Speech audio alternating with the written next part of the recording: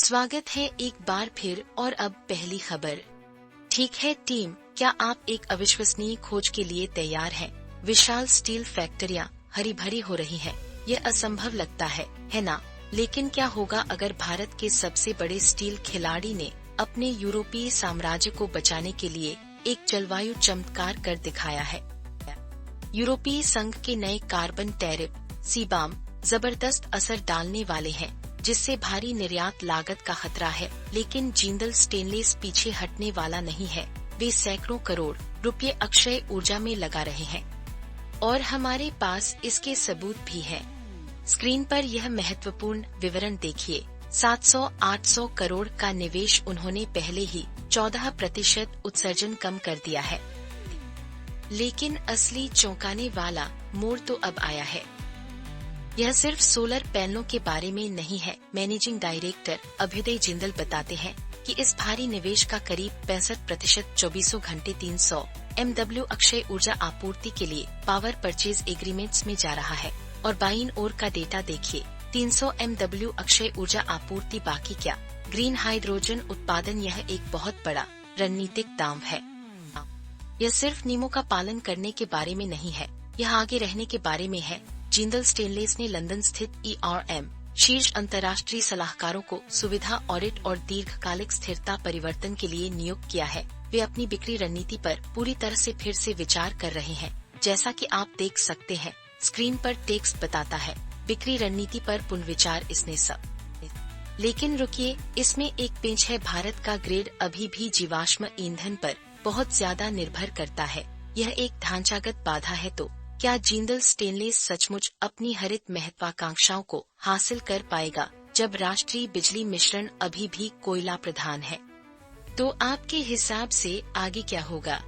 क्या यह एक गेम चेंजर है या भारत का ऊर्जा ढांचा आखिरकार उन्हें रोके रखेगा? लेकिन आज हम सिर्फ इसी पर नजर नहीं रखे हुए हैं। जरा ये देखिए। जोह फैमिली तैयार हो जाइए। कुछ महीने पहले विरोध प्रदर्शनों ने ईडी को एक वरिष्ठ अधिवक्ता से पीछे हटने पर मजबूर कर दिया था। अब उसी अधिवक्ता का नाम एक बड़े मनी लॉन्ड्रिंग मामले में आरोपी के तौर पर लिया गया है। इस रेलिगेयर घोटाले की परछाइयों में कौन से असंभव मोड़ छिपे हैं? ठीक है, जोह फैमिली अब मामला गरमाने वाला है। प्रवर्तन निदेशालय ने एक चार्जशीट दायर की है और यहाँ टेक्स्ट ओवरले देखिए। ईडी ने रेलिगेयर घोटाले में वरिष्ठ अधिवक्ता का नाम लिया, प्रताप वेणुगोपाल, जिन्हें पहले बचाया गया था, अब रश्मि सलूजा के 7 आरोपी हैं, जिन्हें इस पूरी साजिश का मुख्य सूत्रधार बताया गया है। लेकिन इस कहानी में एक ऐसा मोड़ है जिस पर आप यकीन नहीं करेंगे। ईडी का दावा है कि ये एसएप्स अपराध की आए थे। नियंत्रण पाने के लिए नियमों को दरकिनार किया गया और वेणुगोपाल की सेवाओं के लिए अदा की अस्वीकृति को पलटने में मदद करने के लिए उन्हें कथित तौर पर एक स्वतंत्र निदेशक का पद और 60 लाख रुपए का पारिश्रमिक दिया गया था। जी हाँ, आपने सही सुना। जोह फैमिली, स्क्रीन पर वह संख्या देखिए। कानूनी सलाह के लिए 60 लाख की। अदा को यह मंजूर नहीं था। उन्होंने चिल को उन एसएप्स को रद्द करने का निर्देश दिया और उन पर 1 करोड़ रुपए का जुर्माना लगाया। और इसके परिणाम तो होश उड़ाने वाले हैं। जोह फैमिली आरोपियों ने तो कथित तौर पर एक ऑफिस असिस्टेंट से डाबर के बर्मन के खिलाफ FIR भी दर्ज करवाई, जिन्होंने 51% हिस्सेदारी हासिल कर ली थी, सिर्फ उन्हें नियंत्रण लेने से रोकने के लिए। इस पूरे मामले ने विभिन्न बार एसोसिएशनों से तीखी प्रतिक्रियाएं उत्पन्न की, जिससे सुप्रीम कोर्ट को भी कानूनी सलाह के लिए वकीलों को बुलाने वाली एजेंसियों के लिए नए दिशा निर्देश बनाने पर विचार करना पड़ा। तो जोह फैमिली, क्या यह मामला एक गहरी साजिश को उजागर कर रहा है या हम कानूनी सलाह की पवित्रता को लेकर एक लड़ाई देख रहे हैं? इस पर आपकी क्या राय है? और इसी के साथ हम आते हैं अपनी अगली सुर्खी पर, जिस पर बहुत से लोग बात कर रहे हैं। जोह क्रू, आपको विश्वास नहीं होगा कि वैश्विक मंच पर अभी क्या जबरदस्त धमाका हुआ है।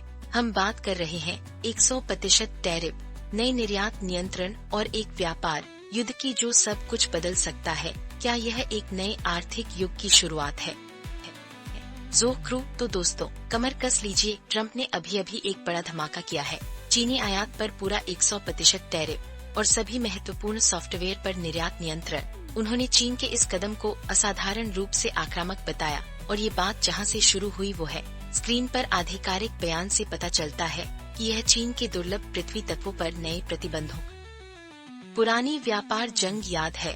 ट्रंप कहते हैं कि चीन के नए प्रतिबंध खास तौर पर अनुचित हैं, जो सभी देशों को प्रभावित कर रहे हैं और इसके परिणाम तो होश उड़ाने वाले हैं। यह सिर्फ एक सामान्य व्यापार विवाद नहीं है, यह वर्षों से चल रहा एक रणनीतिक शक्ति प्रदर्शन है। जरा स्क्रीन पर देखिए, चीन का शत्रुतापूर्ण पत्र उनके बड़े पैमाने पर निर्यात नियंत्रणों को रेखांकित करता है, जो ट्रंप के अनुसार लगभग हर उत्पाद को प्रभावित करते हैं। और ये सुनिए ज़ोक्रू, इसका समय संदिग्ध है। ट्रंप बताते हैं कि चीन का यह कदम मध्य पूर्व में एक बड़े शांति समझौते के दिन ही आया। वह सवाल उठा रहे हैं कि क्या यह संयोग है जो रणनीतिक शत्रुता का संकेत देता है। स्क्रीन अभूतपूर्व कदम और जाम बाजारों की संभावना दिखाती है। आखिर इसके पीछे का असली मकसद क्या है? यह एक सोची समझी शतरंज की बाजी है जिसमें वैश्विक स्थिरता दांव पर लगी है।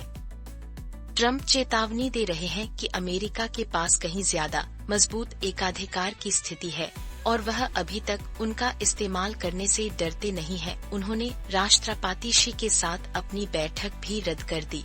यह सिर्फ टैरिफ नहीं है, यह एक घोषणा है। तो ज़ोक्रू, क्या यह एक समझदारी भरा कदम है या एक बहुत बड़ी गलती?